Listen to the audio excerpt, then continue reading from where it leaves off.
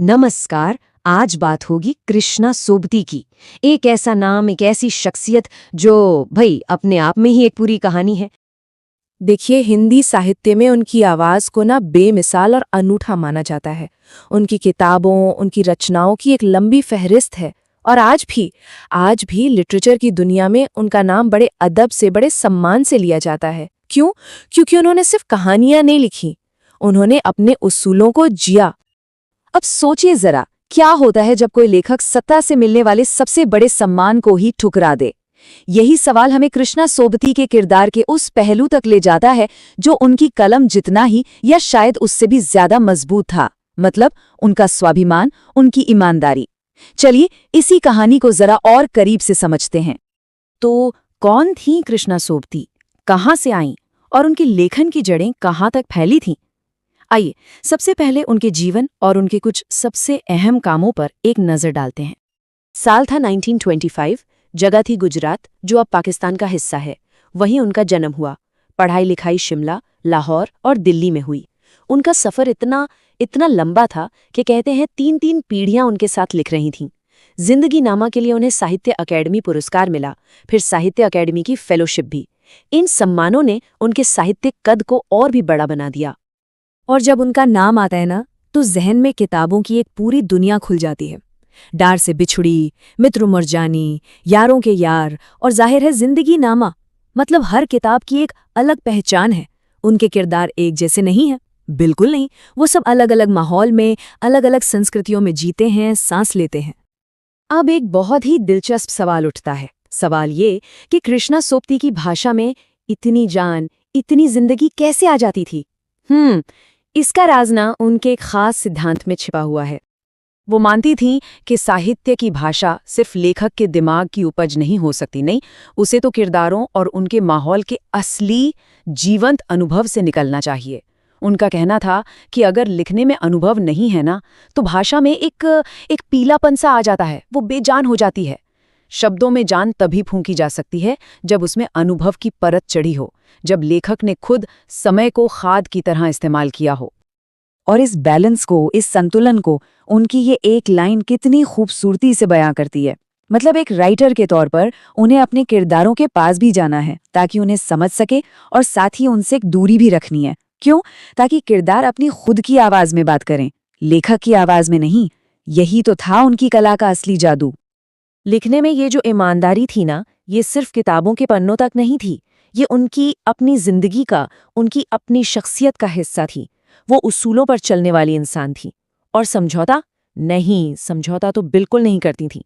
खास तौर पर तब जब बात एक लेखक के स्वाभिमान पर आ जाए। सोचिए, एक ऐसा दौर था जब बहुत से लेखक पुरस्कारों की जुगाड़ में लगे रहते थे, सरकारों के साथ समझौते करते थे। लेकिन कृष्णा सोबती ने, उन्होंने एक बिल्कुल अलग रास्ता चुना। उनके लिए एक लेखक की हैसियत, उसका स्वाभिमान सबसे ऊपर था। न किसी की खुशामद की, न किसी से कोई ज्यादा उम्मीद रखी। अपना रास्ता, अपनी शर्तों पर।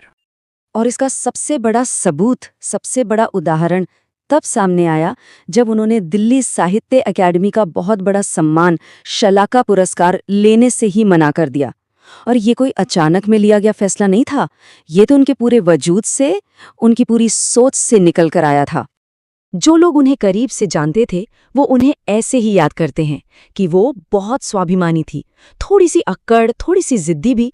लेकिन एक बात थी, जब वो किसी बात पर अड़ जाती थी ना, तो वो बहुत सोच समझकर पूरे धैर्य के साथ अपना स्टैंड लेती थी। और एक बार ले लिया तो फिर उन्हें कोई अपनी जगह से हिला नहीं सकता था। पर उनका ये अड़ियलपन, ये हिम्मत सिर्फ अपने लिए नहीं थी।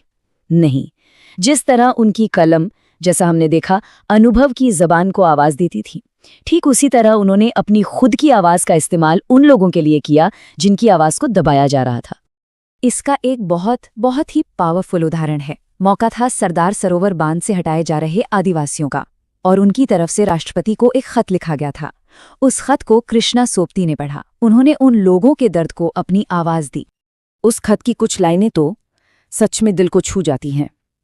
उन्होंने उन आदिवासियों का दर्द अपनी आवाज में बयां किया। खत में लिखा था, हमें हमारी पुण्यवती धरती से ना उखाड़ें। कितनी सीधी, कितनी सरल, लेकिन कितनी ताकतवर गुहार है ये। और फिर खत में आगे लिखा था, हमारा बहुत कुछ सुना अनसुना करें महामहिम, क्षमा करें, हम आपके गणतंत्र की अनाथ संतानें नहीं हैं। सोचिए जरा इन शब्दों को, कितना दर्द है इनमें, लेकिन दर्द के साथ कितना स्वाभिमान और कितनी सच्चाई है। तो आखिर में सवाल ये उठता है कि कृष्णा सोबती अपने पीछे क्या विरासत छोड़ गईं? उनकी कहानी हमें साहित्य की दुनिया और एक लेखक की ताकत के बारे में क्या सिखाती है? तो अनुभव से निकली जबान, स्वाभिमान की शर्त पर जी गई जिंदगी और समाज की उन आवाज़ों को दी गई ताकत जिन्हें कोई नहीं सुन रहा था, बस यही कृष्णा सोबती की विरासत है। वो मानती थीं कि लिटरेचर की, साहित्य की अपनी एक सत्ता होती है, अपनी एक डेमोक्रेसी होती है, और उन्होंने अपनी पूरी जिंदगी से ये साबित किया कि एक लेखक की असली हैसियत, उसकी असली ताकत उसके पाठकों से मिलती है, उसके काम से मिलती है और सबसे बढ़कर उसके अपने ज़मीर से मिलती है, किसी सरकार या किसी संस्था के दिए सम्मान से नहीं। कृष्णा सोबती की जिंदगी और उनके उसूल आज भी उतने ही जरूरी हैं जितने तब थे। और ये सब हमें एक बहुत जरूरी सवाल पर सोचने के लिए मजबूर करता है कि आज के इस दौर में एक लेखक की, एक राइटर की असली भूमिका क्या होनी चाहिए? एक ऐसी आवाज बनना जो सत्ता के साथ साथ चले, या फिर एक ऐसी आवाज बनना जो सच के साथ खड़ी हो? चलिए शुरुआत ही उनके असर को बताने वाली इस जबरदस्त बात से करते हैं। ये लाइन उन्हें एक ऐसी शक्ति के तौर पर दिखाती है जिसने आकर सब कुछ बदल दिया। देखिए, कृष्णा सोबती को समझने के लिए हमें पहले उस दुनिया को समझना होगा जिसमें वो लिख रही थीं, और ये भी कि कैसे उन्होंने आते ही उस दुनिया के तौर तरीकों को जड़ से चुनौती दे डाली। सोबती का साहित्य में आना अपने आप में एक घटना थी। क्यों? क्योंकि उनका लिखने का तरीका उस समय के साहित्य के तौर तरीकों को सीधी सीधी चुनौती दे रहा था। वो सिर्फ लिख नहीं रही थीं, वो तो साहित्य के नियम ही बदल रही थीं। तो सवाल ये उठता है कि साहित्यिक तूफान की जड़ क्या थी? इसकी शुरुआत हुई उनके लिखने के बिल्कुल अनोखे और गहरे तरीके से। ये जो लाइन है ना, यही उनकी सोच की, उनकी कला की चाबी है। उन्होंने दुनिया को बस दूर से देखकर नहीं लिखा, बल्कि उसे जिया, अपने अंदर उतारा और फिर उसे अपने अंदर ही पकने दिया। उनका तरीका था सब्र का और अपनी अंदर की आवाज सुनने का। ऐसा नहीं कि जब चाहा तब लिख दिया। नहीं, ये कहानी लिखने की नहीं, बल्कि कहानी को खुद ब खुद होने देने की एक प्रक्रिया थी। अब कोई ये भी सोच सकता है कि जब वो लिख नहीं रही हैं तो वो कुछ नहीं कर रही हैं, लेकिन सोबती के लिए वो खामोशी का वक्त ही सबसे जरूरी था। जब बाहर से शांति दिखती थी, तब भी उनके दिमाग के अंदर एक भट्टी जल रही होती थी। वो दुनिया को समझ रही होती थीं, अनुभवों को छान रही होती थीं और उन कहानियों को आकार दे रही होती थीं जो अभी लिखी जानी बाकी थीं। तो चलिए अब ये देखते हैं कि उनकी ये जो सोच थी, ये उनकी सबसे हिम्मत वाली रचनाओं में कैसे नजर आई, यानी उनके बनाए महिला किरदार और भाषा का वो क्रांतिकारी इस्तेमाल। सोबती ने सिर्फ किरदार नहीं गढ़े, उन्होंने तो पन्नों पर जैसे शक्तियों को उतार दिया। और इसका सबसे बड़ा उदाहरण है उनका उपन्यास मित्रों मरजानी। मित्रों जैसे किरदारों के जरिए सोबती ने औरत की इच्छाओं को एक ऐसी कच्ची और बेबाक आवाज दी जो हिंदी साहित्य में पहले कभी सुनी ही नहीं गई थी। अपने काम में इतनी सच्चाई, इतनी असलियत लाने के लिए सोबती जानती थीं कि उन्हें साहित्य का एक बहुत बड़ा नियम तोड़ना होगा। उनका मानना था कि अगर लोगों की असल दुनिया दिखानी है तो उनकी असल भाषा भी दिखानी होगी। अगर लिखने में गालियों को हटा दिया तो एक तरह का झूठ होगा। सच्चाई के लिए ये जिद उनकी भाषा के हर पहलू में दिखती थी, और यहीं पर उनकी मूल सोच की झलक मिलती है कि साहित्य को जिंदगी का सिर्फ अच्छा सजा सवारा हिस्सा नहीं दिखाना चाहिए, बल्कि उसे पूरी की पूरी जिंदगी को जस का तस दिखाना चाहिए। उनकी ये पूरी सोच अपने शिखर पर पहुंचती है उनकी सबसे महान कृति में, एक ऐसा उपन्यास जो सिर्फ एक कहानी नहीं था, बल्कि एक जीती जागती सांस लेती हुई दुनिया थी। जिंदगी नामा एक उपन्यास से कहीं ज्यादा है। इसे तो बंटवारे से पहले के पंजाब का एक ऐतिहासिक दस्तावेज माना जाता है।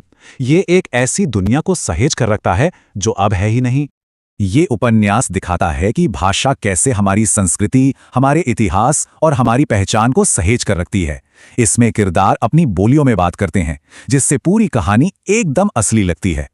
तो बात एकदम साफ है, कृष्णा सोबती ने अपनी कलम को एक हथियार की तरह इस्तेमाल किया। उस खामोशी, उस पाखंड और उस नाइंसाफी के खिलाफ जो उन्होंने अपने आसपास की दुनिया में देखी। कृष्णा सोबती के विरासत सिर्फ उनकी लिखी किताबों में नहीं है, बल्कि उस निडर जिंदगी में है जो उन्होंने जी। एक ऐसी जिंदगी जो कला में भी और असलियत में भी सिर्फ और सिर्फ सच्चाई को समर्पित थी।